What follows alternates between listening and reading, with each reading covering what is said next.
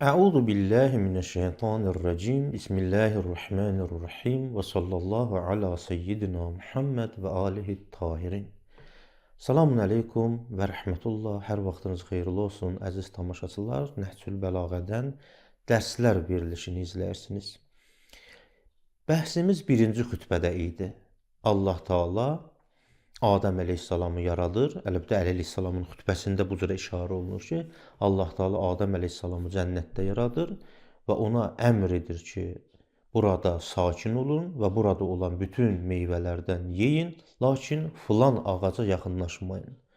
Amma Həzrət Adəm əleyhissalam o qadağa olunmuş meyvədən yeyir və nəticədə Əli əleyhissalam buyurur ki, Allah Taala fəəhbətəhu ilə daril bəliyyə.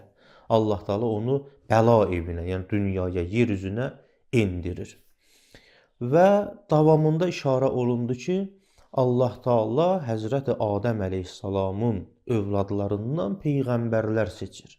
Və o peyğəmbərlərdən əhd peyman alır ki, Allah tərəfindən onlara vəhy vasitəsilə çatdırılan üsul-i-dinə aid, furu-i-dinə aid olan bütün məsələləri olduğu şəkildə insanlara çatdırsın. Bütün peyğəmbərlərin hamısından bu əhd peyman alındı. Lakin yetişdik xütbənin bu hissəsinə. Əli əleyhissalam buyurur ki, fəcəhilu haqqahu. Onlar, yəni insanlar Allahın haqqına cahil oldular. Cahil oldular, yəni unutdular. Allahın haqqı nə idi? Ki, iqrar eləsinlər tövhid məsələsinə, Allahın vahid olmağına, Allahın varlığına. Amma təəssüflər olsun ki, Allahın vahidliyinə inanmayıb, onlar Allahın kənarında bir sıra şeylərə də ibadət etdilər. Davamında işarə edir ki, vəccəhilu haqqahu, Allahın haqqına cahil oldular və Allahın kənarında bir sıra məxluqatı əndad, yəni əmsal mənasında, misil, yəni bənzər, onun kənarında özlərinə bütləri də sanki Allah hesab elədilər. Burada Ağay Xuyib haqqahunu belə izah edir. Huvəl haqqul lazim ələl ibad. O hansı haqdır ki, insanlar o haqqa cahil oldular? Deyir ki, o həmin haqdır ki, bütün bəndələrin hamısına lazımdır. O nədir? Minəl mərifəti. Allaha gərək onların olsun, mərifəti olsun. Və tövhidu. Və tövhidi. Minət tövhid, yəni tövhid, Allahın birliyidir. Həm Allahı tanısınlar, Allah vardır, bizi yaradan bir xaliq vardır, özü yaranmamışdır, yaradandır və o vahiddir. Allahın haqqı budur ki, Allahı bu cürə biz tanıyaq. Amma onlar cahil oldular bu haqqa. Bu barədə Məazi ibn Cəbəldən bir dənə rivayət də nəql edir. Deyir ki, Məazi ibn Cəbəl deyir ki, Peyğəmbərin xidmətində idim sallallahu aleyhi və aleyhi və səlləm. Peyğəmbər buyurdu ki, ya Məaz, həl tədri ma haqqullah ələl ibad?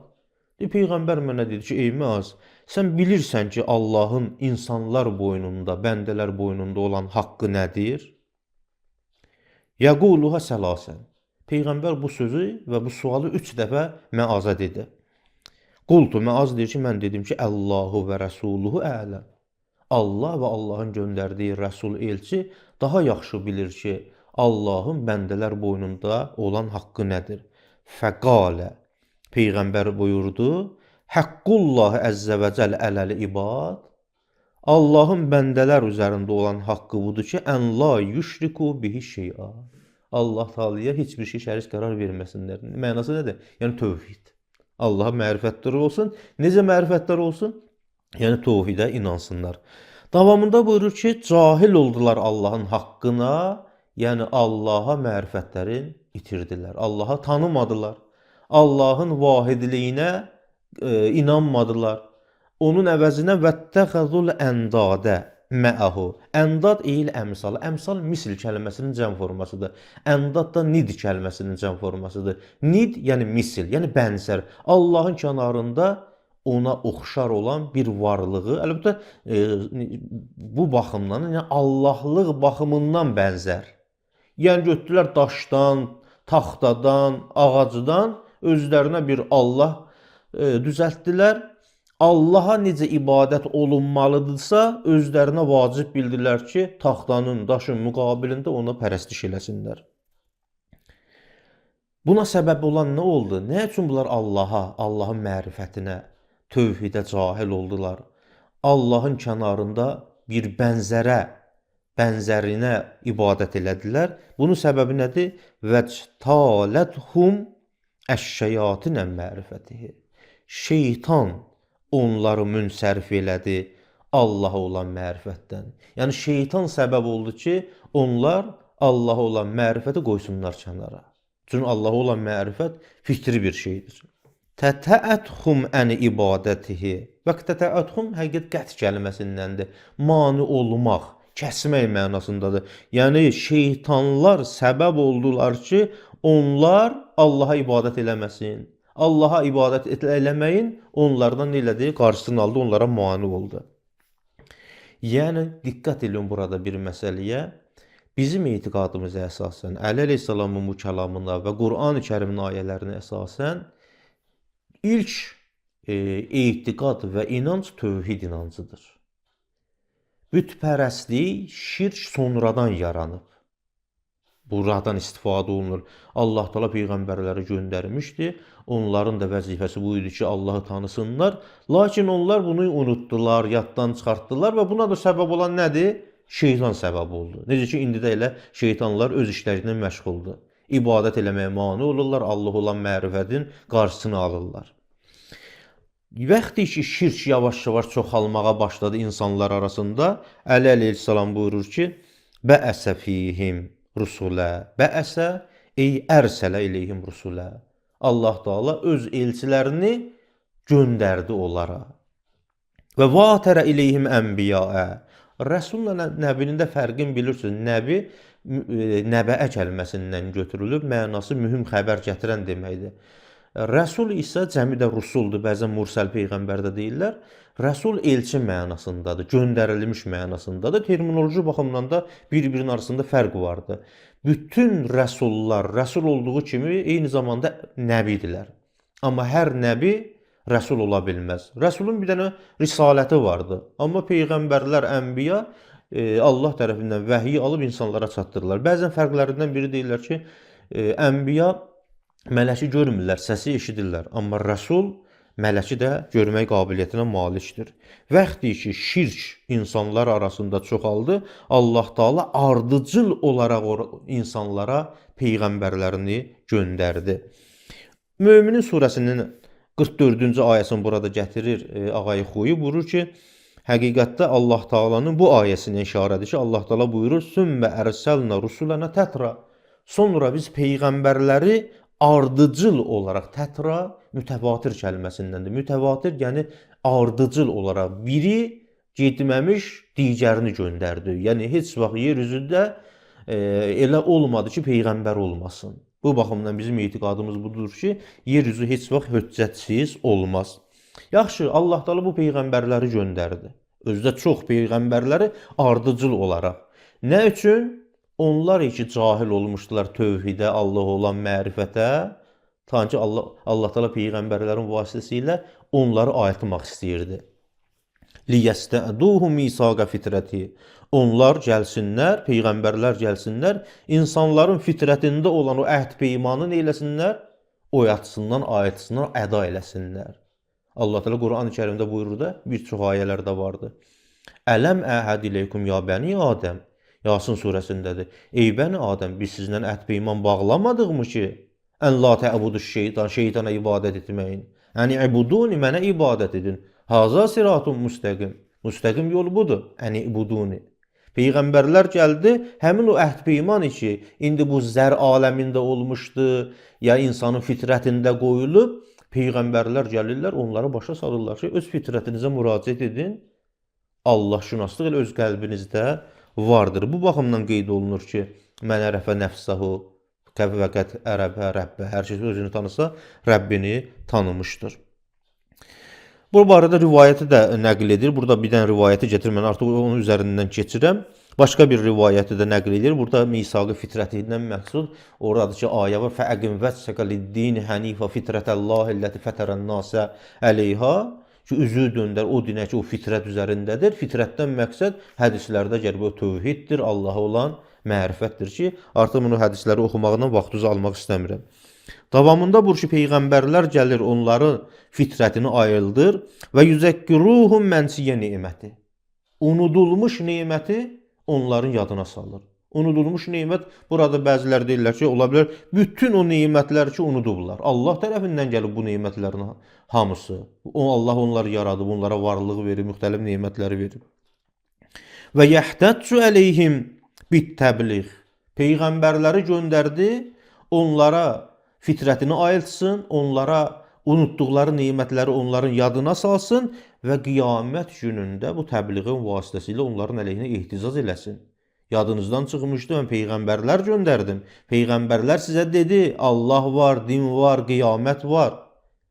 Peyğəmbərlər gəlməsəydi, ola bilərdi, onlar ehtizaz eləyərdilər ki, biz bilmirdik, peyğəmbər göndərsəydin, bizim yadımıza salsaydın, bizə başa salsaydın, biz də ibadət edərdik. Necə ki, Allah Teala Quran-ı Kərimin bir çox surələrində buyurur ki, لِيَهْلِكَ مَنْ هَلَكَ عَنْ بَيِّنَةٍ وَيَحْيَى مَنْ حَيَّ عَنْ بَيِّنَةٍ Ənfal surəsi 42-ci ayə. Ki, Allah Teala buyurur ki, heç vaxt, yəni ki, hər kəs Allah əgər həlak olacaqsa, dəlil əsasındadır. Peyğəmbərləri göndərir, ondan sonra kim peyğəmbərin sözünə baxmasa, onu həlak edir. Və yaxud da ondan da fərqli bir ayə Nisa surəsinin 165-ci ayəsidir. لِأَلَّا يَكُونَ لِلنَّاسِ عَلَى اللّٰهِ حُجَّةٌ بَعْدَ الرُّسُلِ. Peyğəmbərlərdən sonra artıq insanların hüccəti olmayacaq Allaha. Əgər peyğəmbərlər gəlməsəydi, insanlar deyə bilərdilər qiyamət günündə, nə üçün bizə demədin? Peyğəmbərlər göndərdi. Sən bizi bir vasitə ilə başa salırdın. Amma peyğəmbərlər gəlib onları xatırlatdıqdan sonra, onlar peyğəmbərin sözünə baxmadıqdan sonra, bəli, orada Allaha, necə deyərlər, heç bir ehtizaz eləyə bilməyəcəklər. Hətta başqa bir ayədə vardı, burada gətirməyib, mənim yadıma düşdü. Allah o ayədə buyurur ki, مَا كُنَّ مُعَذِّبِينَ Hətta nəbəsə rəsula. Biz peyğəmbər göndərməyincə heç bir şəxsi əzab etmərik. O vaxt əzab edərik, peyğəmbər göndərərik, peyğəmbərin vasitəsilə lazımi şeyləri onlara başa salarıq. Bəli, bundan sonra onlar əməl etməsə, peyğəmbərlərin sözünə baxmasa, bəli, ondan sonra əzaba layiq görülərlər. Və yusiru ləhum dəfainəl uqul. Ağıllarının o, necə deyərlər, gizlin yerində olan şeyləri peyğəmbərlər nə eləyirlər? Təhrik eləyirlər. Peyğəmbər deyir ki, baxın, öz ağlınızla fikirləşin, öz ağlınıza müraciət edin. Ağıl da deyir ki, əgər bu yaranmış varsa, bu yaranmış şeyi yaradan vardır. Öz ağlınıza müraciət etsəniz, elə dərk eləyərsiniz ki, Allah var, yaradan var, o təkdir və digər məsələlər. Buyurur ki, dəfaini uqul nədir? Min şəvahidi tövhid, tövhidə dəlalət eləyən şahidlər var insanın ağlında. Və ədillətir rububiyyə, Allahın Rəbb olmağına, bu aləmi idarə etməsinə şahidlər vardır. Sonra bu Bəqara surəsinin 164-cü ayəsində gətirir ki, Allah Taala buyurur ki, İnnə fī xalqis səmavati vəl ərz və ixtilafil leyli vən nahar. Müxtəlif şeylərdə, göyün, yerin yaradılışında, gecə gündüzün gəlib getməsində, dəryada üzən gəmilərdə və bir sıra şeylərdə ləayatin ayələr var, nişanələr var. Liqovmin yəqulun, ağıllı insanlar üçün. Yəni, ağlınıza müraciət etsəniz, ətrafınızda olan yaranmış şeylərə baxsanız, Allahın varlığını dərk edərsiniz. Sonra, bu ki, və yuruhum ayatil məqdirə, Allahın qüdrətinə dəlalət eləyən ayələri, nişanələri peyğəmbərlər onlara göstərirlər. Onlar nədir? Neçəsinə işarə edir? Min səqfin fovqahum mərhu. Başlarının üzərində olan bu göyə. Allah Teala Quran-ı Kərimdə buyurur da: "Əfəla yenzuruna iləl ibli keyfə xuliqat və iləs-səmai keyfə rufiyat." Bu göy necə ucalmışdır. Və mihadin təhtəhum muzu. Yer ki öz ayaqlarının altında necə qərar tapmışdır. Bu hamısı Allahın qüdrət nişanəsidir. Yer hərəkətdə olduğu halda biz onun üzərində rahat şəkildə yaşayırıq. Mihadin təhtəhum muzu və məaişə tuhyihim. Allahın nişanələridir. Burada məaşi həmin o yeməli şeylər, içməli şeylər ki, insanın yaşamasına, həyatına səbəb olur. Bunun hamısı Allah Teala yaradıb. Meyvələr, dənli bitkilər, müxtəlif insanın həyatının davamına səbəb olan amillər. Və acalin tufnihim. Bu da Allahın qüdrət nişanəsidir. O əcəllər ki, o əcəl gəlir insanı fani eləyir. Səndən qabaqçı insanlar ölüb, sən də öləcəksən, səndən sonrakı insanlar da öləcək. Bunlar hamısının Allahın qüdrətinə dəlalət edir. Və ovsabin tuhrimihim, bir sıra xəstəliklər vardır ki, o xəstəliklər insanı eləyir, yavaş-yavaş qocalmağına səbəb olur. Və əhdasın, bir sıra bəlalar, müsibətlər vardır ki, tətəbəu əleyhim, insanlara ardıcıl olaraq gəlir. Bəs peyğəmbərlərin gəlməsinin fəlsəfəsi budur ki, ağıllarını onların, necə deyirlər, işə salır, Allahın qüdrət nişanələrini onlara göstərir. Bunlar ki, peyğəmbərlər gəlib insanlara bunları çatdırırlar, onlar əməli etməsələr, qiyamət günündə Allah Taala onlara ehticac edəcək, artıq onların heç bir bəhanəsi olmayacaq. Bu da xutbənin bir hissəsi idi ki, əlhəmdülillah tamam oldu. Bizə ayrılan vaxt da tamam oldu. İnşallah gələn verilişdə xutbənin davamını siz əzizlərin nəzərinə çatdıracağam. Və sallallahu ala seyyidina Muhammed və alihi tahirin.